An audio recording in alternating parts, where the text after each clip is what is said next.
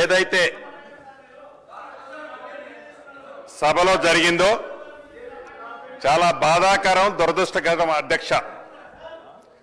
ప్రధానంగా అధ్యక్ష స్థానంలో తమరు ఒక దళితులుగా ఆడ కూర్చొని ఉండగానే ఒక పక్క సీనియర్ సభ్యులని చెప్పుకునే వారు మీ మీదకి ఇటు పక్కన ఒక మంచి చట్టాన్ని తయారు చేస్తున్న మా మీదకి వచ్చి ఈ భూభారతి 2024 చట్టం ఏదైతే ఉందో ఈ చట్టాన్ని ఆమోదింపజేయకుండా ఏదైతే ప్రయత్నం చేస్తున్నారో ఇది సమాజము సిగ్గుపడే విధంగా చాలా బాధాకరం అధ్యక్ష.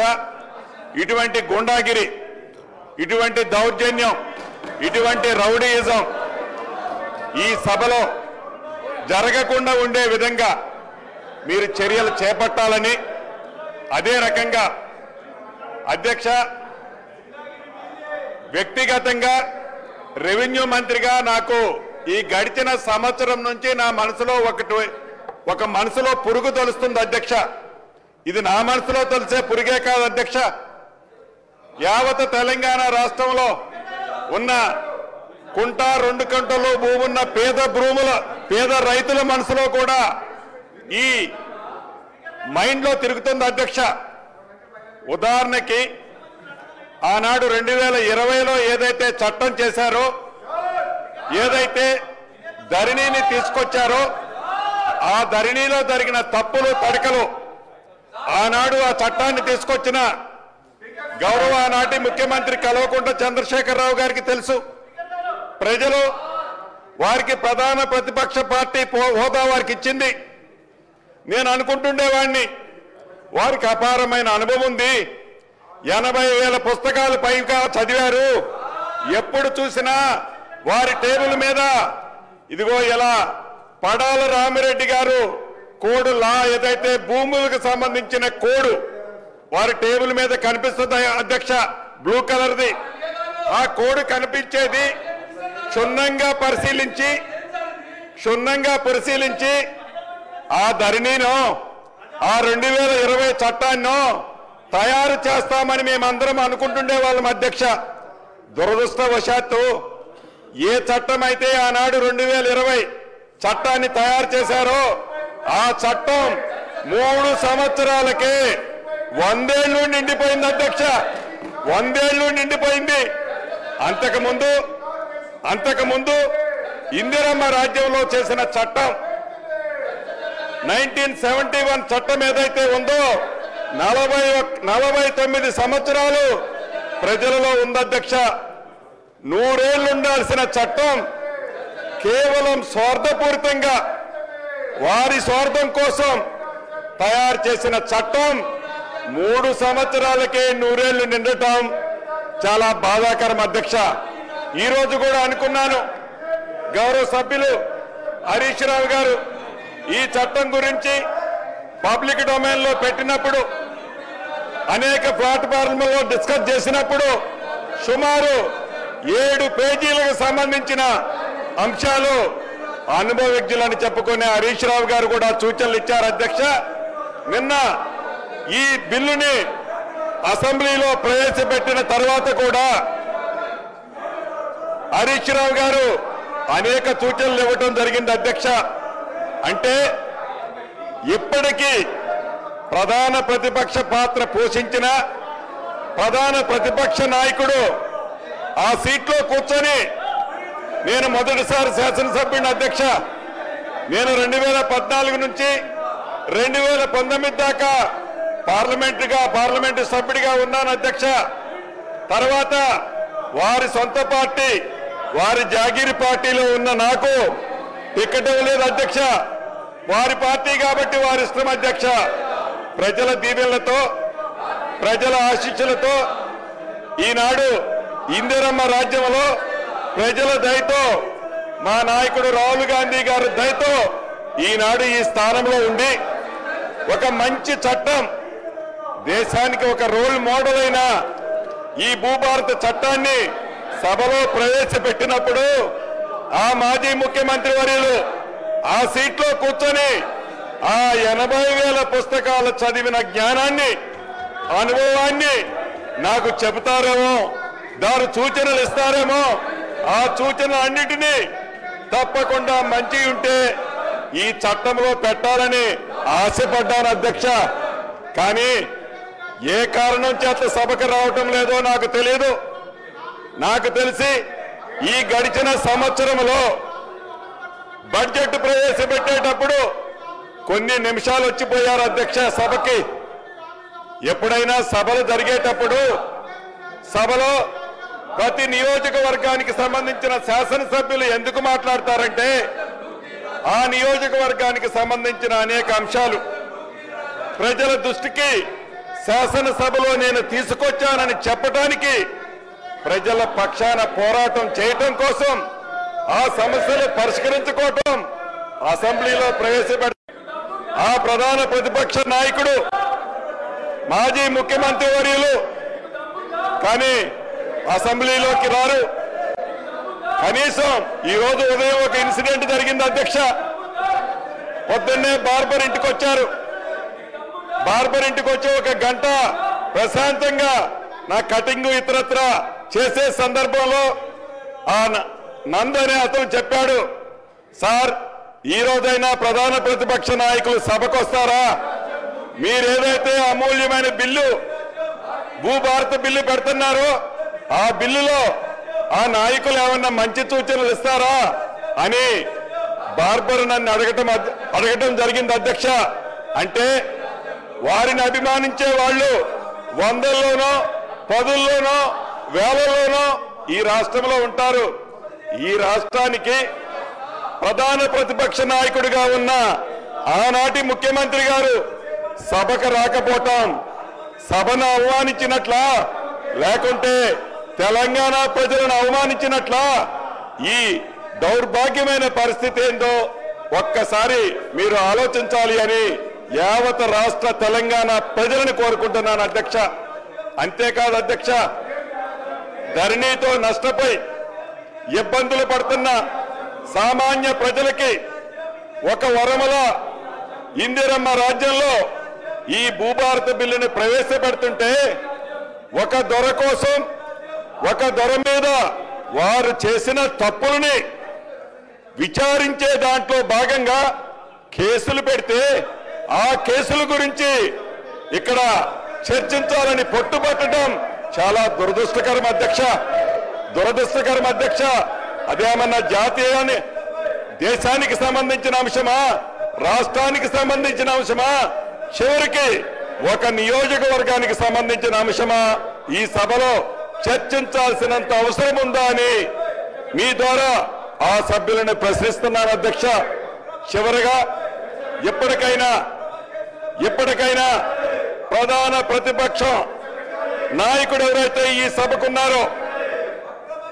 సభకున్నారో యావత్ తెలంగాణ ప్రజలు ఎదురు చూస్తున్నారు. ఈ సభలోకి వస్తారని, ఈ అమూల్యమైన బిల్లు, వెరీ వెరీ ఇంపార్టెంట్ అయిన బిల్లు, ఈ భూభారత బిల్లులో పాలు పంచుకుంటారని, మంచి సూచనలు ఇస్తారని ఎదురు చూశాం. దురదృష్టకరం, వారు ఇక్కడికి రాకపోవటం దురదృష్టకరం. ఉన్నవాళ్ళు ఈ రకంగా గొడవలు చేయటం బాధాకరం అధ్యక్ష.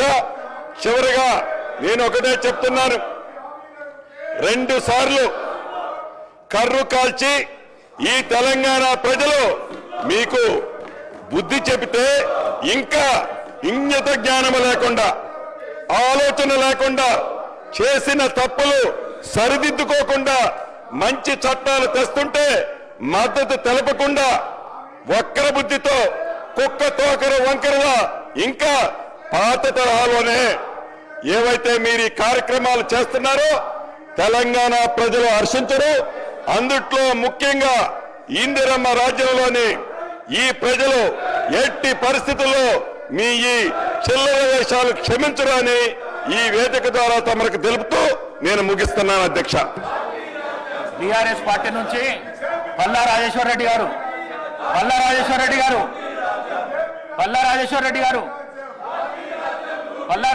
గారు ఇది మంచి బిల్. ఇది ఇది మంచి బిల్లు, అందరికీ ఉపయోగపడే బిల్లు, ఇది రైతులకు ఉపయోగపడే బిల్లు, ఇది ప్రజలకు ఉపయోగపడే బిల్లు. వెళ్ళండి మాట్లాడండి.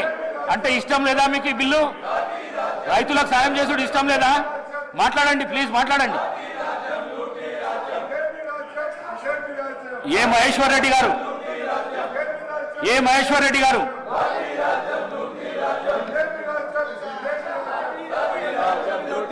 సార్ కైండ్లీ ఆర్డర్లు పెట్టండి సార్. ఎల్ఏ మినిస్టర్ గారు, ఎల్ఏ మినిస్టర్ గారు. అధ్యక్ష నేను గౌరవ బీఆర్ఎస్ సంబంధించిన శాసనసభ్యులను అప్పీల్ చేస్తా ఉన్నాం. ఇంతకుముందు మా రెవెన్యూ మినిస్టర్ గారు అప్పీల్ చేయటం జరిగింది. భూభారతికి సంబంధించిన బిల్లు ఇది చాలా సంవత్సరాల నుంచి కూడా అనేక మంది సామాన్య ప్రజానికం ఎదుర్కొంటా ఉన్న సమస్యలు పరిష్కారం చేయాలని మా ప్రభుత్వం భూభారతి సంబంధించిన రెవెన్యూ చట్టాన్ని తీసుకొస్తున్న సందర్భంలో మంచి సూచనలు ఇవ్వడానికి అవకాశం ఉంటుంది. దాన్ని కూడా మేము వినియోగించము, ప్రజలకు సంబంధించిన సంక్షేమం మాకు అవసరం లేదు అనే ప్రవృత్తిలో వారు నడుస్తా ఉన్న తరుణంలో వారిని అడుగుతా ఉన్నాం. అధ్యక్ష నేను హరీష్ రావు గారిని అడుగుతా ఉన్నా, బీఆర్ఎస్ సంబంధించి మీరు బీఎస్సీ బిజినెస్ అడ్వైజరీ కమిటీ పిలిచినప్పుడు మీరు 9 అంశాలు మీ ముందు పెట్టడం జరిగింది. అధ్యక్ష హరీష్ రావు గారే ప్రశాంత్ రెడ్డి గారు వచ్చి ఇద్దరు వచ్చి 9 అంశాలకు సంబంధించి మీరు చర్చ జరగాలని చెప్పారు. ఈ విషయం మాట్లాడిన అధ్యక్ష, ఈ చర్చ గురించి వారు మాట్లాడినరా? బీఎస్సీలో తీసుకున్న నిర్ణయాలని అమలు చేసే ప్రయత్నంలో మీరు అందరినీ కూడా సమన్వయపరిచి ఈరోజు లీడర్ ఆఫ్ ద హౌస్ బీఎస్సీకి సంబంధించింది పెట్టడం జరిగింది మీ ముందట. దయచేసి నేను ఇప్పటికి కోరుతా ఉన్నా, కొద్దిగా అయినా చిత్తశుద్ధి ఉంటే రాష్ట్ర ప్రజలకు సంబంధించి రెవెన్యూ అంశాలకు సంబంధించి వారు ధరణి పెట్టినప్పటి నుంచి ఇప్పటి వరకు ప్రజలకు సంబంధించి అనేక అంశాలు అనేక ఇష్యూస్ కూడా వచ్చిన తరుణంలో చాలా కసరత్తు చేయడం జరిగింది. అధ్యక్ష శ్రీనివాస్ రెడ్డి గారు మా అధికారులు చాలా కసరత్తు చేసి చాలా మందితోని సంప్రదింపులు చేసి ఈరోజు శాసనసభ్యుల అభిప్రాయాలను కూడా తెలుసుకునే ప్రయత్నంలో మేము బేషిజాలకు పోకుండా బీఆర్ఎస్ కు సంబంధించిన శాసనసభ్యులు చెప్పిన సూచనలు కూడా అమలు చేయాలనే ప్రయత్నంలో రెవెన్యూ మంత్రి గారు సమయం తీసుకుంటే వారు సమయం అడిగిన అధ్యక్ష పెద్దలు అక్బరుద్దీన్ గారు కానీ హరీష్ రావు గారు సమయం అడిగిండ్రు. మాకు బిల్లు పెట్టంగానే సమయం లేదు, సమయం అడిగిండ్రు. సమయం అడిగేటప్పుడు శ్రీనివాస్ రెడ్డి గారు ఏం చెప్పారు అధ్యక్ష? మా రెవెన్యూ మంత్రి గారు సమయం ఇద్దాం, ముఖ్యమంత్రి గారు కూడా చెప్పారు సమయం ఇద్దాం, వారి ఆలోచనలు తీసుకుందాం, బేషిజాలకు పోవు, వారు మంచి ఆలోచనలు చెప్తే దాంట్లో మేము ఈరోజు బిల్లులో కూడా పెడతామని చెప్పారు. ఇదేనా అధ్యక్ష కావాలని ఇబ్బంది పెట్టే ప్రయత్నం? ఈరోజు ఏం జరుగుతూ ఉంది అధ్యక్ష? అందరు కూడా సీనియర్ శాసనసభ్యులు ఉన్నారు చాలా మంది, కేవలం ఆపి చేసే ప్రయత్నంలో కాదు. స్పీకర్ గారు 9 బీఎస్సీ అంశాలు ఉన్నాయి అధ్యక్ష. 9 బీఎస్సీ అంశాల విషయంలో ఏ ఒక్క విషయంలో కూడా మొన్న వారు చెప్పంగానే అధ్యక్ష మీరు వారు చెప్పిన ప్రధానమైన అంశం ప్రభుత్వ పాఠశాలలో మౌలిక సదుపాయాల విషయంలో ఈరోజు బీఆర్ఎస్ వారు ఇచ్చిన అంశాన్ని మీరు సభలో చర్చించడానికి మీరు అనుమతి ఇవ్వడం జరిగింది. ఆ అనుమతి ఇవ్వడంతో చర్చించడం జరిగింది. వారికి సబ్జెక్ట్ లేదు, ఏదో మాట వార్తకు బీఎస్సీలో ఇవ్వడం జరిగింది. ఇవన్నిటి విషయంలో వారి దగ్గర సరుకు లేదు. అందుకోసమే ఈరోజు కొత్త ప్రస్తావన తీసుకొచ్చి సభను పక్కదారి పట్టించేది, సభను ఏ విధంగానే అడ్డుకోవాలనే ప్రయత్నంలో ఉన్నారు. దయచేసి భూభారతికి సంబంధించిన అంశం విషయంలో చాలా కసరత్తు చేసిన తర్వాత ప్రజలకు ఉపయోగపడే ఒక ప్రధానమైన బిల్లు అధ్యక్ష, వారిని సహకరించమని మరొకసారి కోరుతా ఉన్నాం. గౌరవనీయులైన హరీష్ రావు గారు ఇంతకు ముందు రేవూరి ప్రకాష్ రెడ్డి గారు మాట్లాడుతూ గవర్నర్ గారు పర్మిషన్ ఇచ్చినాక ఏసీబీ కేసు అయిన తర్వాత హౌస్లో చర్చించడానికి వీలు లేదని చెప్పినాక కూడా మీరు ఈ విధంగా చేసుడు అన్యాయం ఇది, మీరు దయచేసి మీ సీట్లలో మీరు కూర్చొని ఈ చట్టానికి మద్దతు తెలపండి, మీరు మాట్లాడండి, ప్రభుత్వానికి సూచనలు ఇవ్వండి దయచేసి ప్లీజ్. మహేశ్వర్ రెడ్డి గారు సార్ కైండ్లీ ఆర్డర్లు పెట్టండి సార్. వాళ్ళ అర్బులకు మేము కన్ఫ్యూజ్ అవుతున్నాం సార్. కొంచెం ఆర్డర్ పెట్టండి, మీరు చర్యలు తీసుకోండి సార్. మాట్లాడండి ప్లీజ్ సార్. ఇట్లా ఉంటే మాట్లాడే కష్టంగా ఉంది సార్. అధ్యక్ష, ఈ అవకాశం నాకు ఇచ్చిన ధన్యవాదాలు అధ్యక్ష. ధరణి పోర్టల్లో జరిగినటువంటి అవకతవకలు, అక్రమాలు, భూభారతి చట్టం పూర్తిగా సవరిస్తుందా లేదా అనేది అనుమానాలు ఉన్నాయి అధ్యక్ష. ఎందుకంటే ధరణి పోర్టల్ తీసుకొచ్చి అతిపెద్ద భారతదేశంలోనే అతిపెద్ద కుంభకోణంగా అభివర్ణించినటువంటి ధరణి వల్ల కోట్లాది మంది నష్టపోవడం వల్ల ఈరోజు మరి టీఆర్ఎస్ ప్రభుత్వానికి బుద్ధి చెప్పి టీఆర్ఎస్ ప్రభుత్వాన్ని ఓడించడానికి ప్రధాన కారణమైనటువంటి ధరణి పోర్టల్ వల్ల ఈరోజు వారు మరి ఓడిపోవడం జరిగింది. నేను ఒకటే తెలియజేస్తా ఉన్నా అధ్యక్ష, గతంలో దీంట్లో ఎన్నో కుంభకోణాలు ఉన్నాయని మొన్ననే గౌరవ ఉప ముఖ్యమంత్రి బట్టి విక్రమార్క గారు కూడా చెప్పారు. దాదాపు 2,50,000 కోట్ల రూపాయల కుంభకోణం ఉంది. దీంట్లో టీఆర్ఎస్ నేతలంతా కూడా ఈ కుంభకోణంలో భాగస్వాములు అని చెప్పి బట్టి విక్రమార్క గారు చెప్పారు. మేము ఒకటే అడుగుతా ఉన్నాం, మరి ఇంత పెద్ద కుంభకోణం అని, భారతదేశంలోనే అతిపెద్ద కుంభకోణం అని అభివర్ణించినటువంటి ఈ ధరణి పోర్టల్ని మరి ఎందుకు దీని మీద జరిగినటువంటి అవకతవకల మీద మీరు సిబిఐ ఎంక్వైరీకి ఇవ్వడం లేదు? మరి గౌరవ మంత్రి శ్రీనివాసరెడ్డి గారు చెప్పాల్సిన అవసరం ఉన్నది. అంతేకాదు, మీరు ఈ భూభారతి చట్టం తీసుకురావడం వల్ల లబ్ధి కన్నా మరి మీరు ఎందుకని చెప్పేసి మరి ల్యాండ్ టైటిలింగ్ యాక్ట్ని మీరు తీసుకురావడం లేదో మరి సభకు తెలియజేయాలి. ఎందుకంటే భారతదేశంలో ఎన్నో రాష్ట్రాలు